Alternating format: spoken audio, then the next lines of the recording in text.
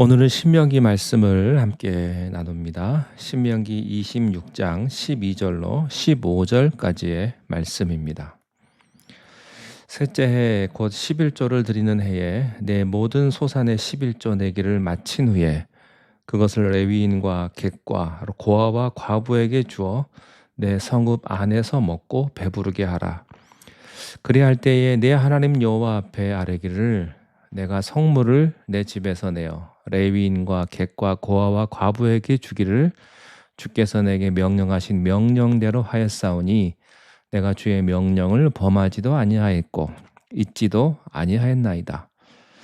내가 애곡하는 날에 이 성물을 먹지 아니하였고 부정한 몸으로 이를 떼어두지 아니하였고 죽은 자를 위하여 이를 쓰지 아니하였고 내 하나님 여호와의 말씀을 청종하여 주께서 내게 명령하신 대로 다 행하였사오니 원하건대 주의 거룩한 처소 하늘에서 보시고 주의 백성 이스라엘에게 복을 주시며 우리 조상들에게 맹세하여 우리에게 주신 젖과 꿀이 흐르는 땅에 복을 내리소서 할지니라. 아멘. 오늘의 본문은 셋째 해 11조를 드리라는 내용입니다. 헌금은 단순히 물질의 차원을 넘어서 감사의 마음을 드리는 것입니다. 사실 하늘과 땅의 모든 것을 소유하신 하나님께서 무슨 도움이 필요하셔서 우리의 물질을 그렇게 요구하시겠습니까? 헌금을 할 때 마치 우리의 헌금이 없으면 하나님이 안 되는 것처럼 하고 드리면 안 됩니다. 물질보다 더 소중한 우리의 마음을 표시하는 것입니다. 한국에서는 어릴 적에 부모님에게 어버이날이 되면 카네이션 달아드리는데 근데 그 카네이션을 생화로 달아드리기도 하고 종이로 만들어서 달아드리기도 하는데요. 그랬을 때 그 부모님이 얼마나 물질적으로 도움이 되겠습니까? 또 얼마나 부귀영화를 누리겠습니까? 그렇지만 그 어린 자녀가 부모님을 사랑하는 마음, 그 마음을 좋아하시고 사랑하는 거지요. 만군의 여호와께 우리가 얼마를 드리면 그것을 가지고 하나님 감동하시겠습니까? 그것은 아니죠. 중요한 것은 감사의 마음을 드리는 겁니다. 마치 카네이션을 종이에다가 만들어서 부모님의 가슴에 달아드리는 것처럼 그렇게 마음을 드리는 게 중요하죠. 하나님께서 이스라엘 백성들을 구원하시고 또 인도하셔서 약속의 땅으로 이끌어 오신 그 은혜를 감사하라는 겁니다. 그래서 그 물질을 드릴 때 제사장을 통해서 헌금하라고 했습니다. 이제 우리의 영원한 대제사장인 예수님의 이름으로 우리는 드립니다. 그 말은 예수님의 보혈을 경험한 사람만이, 예수님의 은혜로 거듭난 사람들만이 제대로 된 헌금을 드릴 수가 있다는 것입니다. 많이 한다는 게 좋은 게 아니고요. 많이 한다고 좋은 게 아니고 과부의 엽전투입처럼 예수님의 보혈에 감사해서 자신의 최선을 드리는 것이 중요합니다. 헌금은 예배의 행위입니다. 예배 드리는 사람은 한없는 겸손으로 드릴 것이며 또 한없는 기쁨으로 드릴 것입니다. 또 하나님께 헌금을 드릴 때 온 교회 공동체가 기뻐하라고 하셨습니다. 오늘 본문에서는 3년에 한 번씩 구제 용도로 드리는 11조에 관한 지침을 다루고 있습니다. 안식일을 기준으로 해서 12절 말씀에 보면 매 3년마다 소산의 10분의 1을 특별히 구별하여 두었다가 성 안에 거주하는 레위인과 객과 과부 그리고 고아들을 돕는 데 쓰게 했습니다. 그래서 이것을 구제용 11조라고 부르기도 했습니다. 여기서 레위인, 요즘으로 말하면 목회자, 교육자들이죠. 이들이 포함된 이유는 애당초 약속의 땅을 분배할 때 레위인에게는 기업을 주지 않았습니다. 땅을 분배해 주지 않았습니다.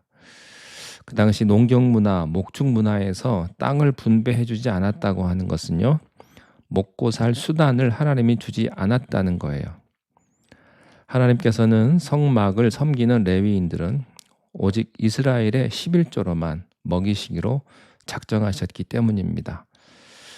그래서 이스라엘 백성들은 어떤 불경기에도 자신들의 성 안에 거주하고 있는 레위인과 객과 과부와 고아를 돌볼 책임이 있었습니다. 하나님께서는 이것을 자꾸 간과할까 봐 거듭해서 말씀을 하십니다. 13절에 보면 그렇게 3년에 한 번씩 구제 11조를 내서 레위인과 객과 과부와 고아를 도왔다는 것을 내 하나님 여호와께 아뢰라고 했습니다. 자기 과시를 하는 것이 아니라 하나님이 명령하신 것을 제대로 했다고 하나님께 보고하라는 거예요. 하나님께 그렇게 나와서 떳떳하게 보고할 수 있으려면 반드시 그 일을 기쁜 마음으로 해야만 했겠죠. 그래서 하나님은 그런 시스템을 만들어서라도 항상 소홀하기 쉬운 이 구제 11조 문제를 이스라엘 사람들에게 각인시키기를 원하셨던 것입니다. 요즘도 그렇습니다만 그 당시 이스라엘 사람들도요, 그 빠듯한 생활을 했기 때문에 신실하게 11조 하는 것이 정말 쉽지 않았습니다. 어떨 때는 너무 형편이 빠듯해서 일단 살림에 급한 불부터 끄고 11조 하고 싶은 유혹이 참 많았습니다. 제가 어릴 적에 저희 가정 형편이 많이 힘든데 좀 필요한데 좀 급한 데부터 좀 쓰고 나중에 헌금하면 되는데 그 11조 감사헌금은 꼭 먼저 드렸어요. 뭐가 그렇게 감사한지 좀 융통성 있게 드리면 되는데 먼저 11조 하고 그 다음 거 하시는 거 보면서 참 쉽지가 마음이 어렵고 참 무거웠습니다. 근데 하나님이 그렇게 하라는 거예요. 그래서 첫 열매라는 겁니다. 다른 생각하기 전에 첫 열매가 들어오자마자 그것을 하나님께 드리고 시작하는 겁니다. 그러면 처음부터 11조를 한다 안 한다 갈등은 메뉴에도 없는 거라는 거죠. 처음부터 첫 열매를 하나님께 드립니다. 하나님께서는 이스라엘 백성들이 아무리 힘들어도 11조 중에서 조금도 자신을 위해서 사용하지 않게 하셨는데 그 좋은 예가 바로 14절입니다. 내가 애곡하는 날에 이 성물을 먹지 아니하였고 부정한 몸으로 이를 떼어두지 아니하였고 죽은 자를 위하여 이를 쓰지 아니하였고 내 하나님 여호와의 말씀을 청종하여 주께서 내게 명령하신 대로 다 행하였사오니. 여기 애곡하는 날, 이 말은 상이 났을 때를 뜻합니다. 이 장례가 났을 때 한국 사람들은 주로 3일장을 많이 합니다만 당시 이스라엘 사람들은 보통 7일장을 했습니다. 이 7일 동안에는 죽은 자의 몸을 만지고 해서 몸이 율법적으로 부정하게 되었기 때문에 그들은 일을 하지 못했습니다. 그런데 하루 벌어서 하루 먹고 살아야 되는 사람들의 경우에 7일 동안 상 치르느라 일을 못하면 살림이 힘들었겠죠. 그래서 11조 내는 돈으로 얼마를 조금 융통성 있게 사용할 수도 있었을 겁니다.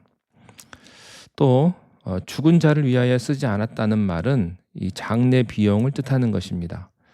7일 동안에 장례를 하면 조문객들이 오겠죠. 그런데 이 장례식은 결혼식 때와 마찬가지로 오는 손님들에게 밥을 먹여야 했습니다. 그러니까 없는 살림에 갑자기 상이 나면요, 이 조문객 대접하느라 더 살림이 힘들어지게 될 거예요.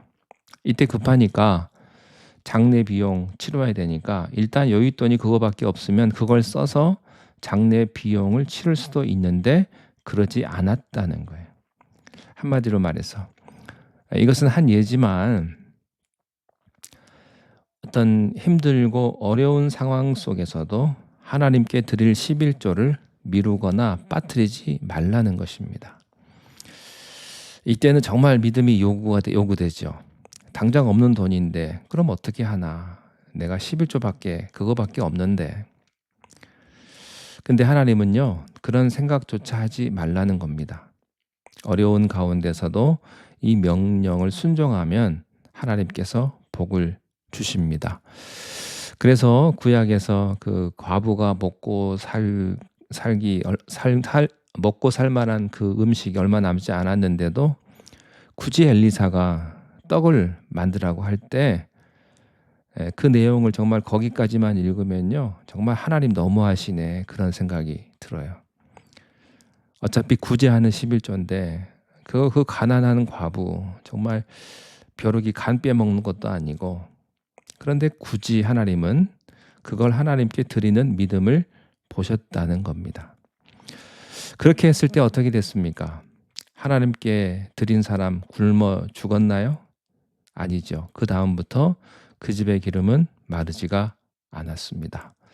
그 집의 밀가루는 떨어지지 않았습니다. 하나님께서는 우리의 믿음의 고백으로 11조를 받으시는 것입니다. 그래서 가난하고 부하고는 상관이 없어요. 너희 믿음이 있느냐, 감사함이 있느냐, 이게 중요한 겁니다. 여러분이 드리는 헌금에 이것이 있기를 바랍니다. 믿음이 있기를 바라고, 감사가 있기를 바라고, 하나님 앞에 그것을 드릴 때 하나님께서 여러분의 가정에 메마르지 않는, 없어지지 않는 풍성한 하늘의 은혜와 축복을 더하시기를 간절히 축원합니다. 기도하겠습니다. 하나님 아버지, 우리가 하나님의 것을 구별하여 드릴 때에 아까워하지 않게 하시며 기쁨으로 또 감사함으로 믿음으로 하나님 앞에 드릴 수 있도록 우리의 모든 삶을 축복하여 주시옵소서. 하나님께서 그리하여서 우리의 모든 삶 가운데 더하시는 풍성한 하늘의 은혜와 열매를 우리가 다 경험하게 하시고, 그리하여 하나님을 증거하며 하나님 앞에 더 큰 영광을 돌려드리는 우리의 삶이 될 수 있도록 축복하여 주시옵소서. 예수님의 이름으로 기도하옵나이다. 아멘.